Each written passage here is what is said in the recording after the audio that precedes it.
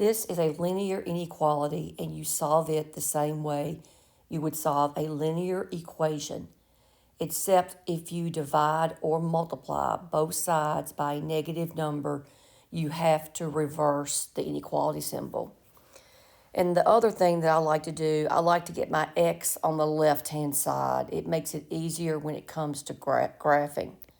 So I'm going to add 4x to both sides, and that gives me negative x plus 8 less than or equal to 2.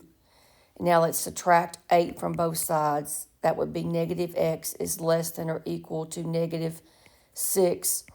And then divide both sides by negative 1. And that will be x is greater than or equal to positive 6.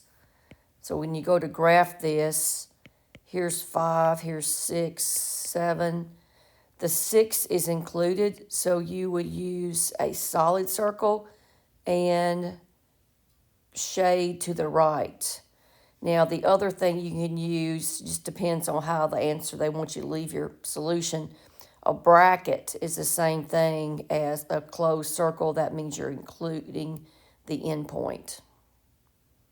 So that's the end of that question. But I want to show you why you flip your inequality symbol.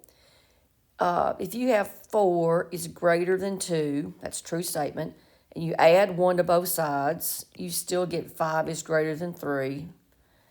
That's still true. Let's subtract 2 from both sides. Subtract 2, that's going to give you 3 is greater than 1. Now let's multiply both sides by negative 1. And you get negative 3 is greater than negative 1. Now, is that true? No, it's not. So you must reverse or flip the inequality symbol because you have multiplied both sides by negative 1. Same is true if you had divided.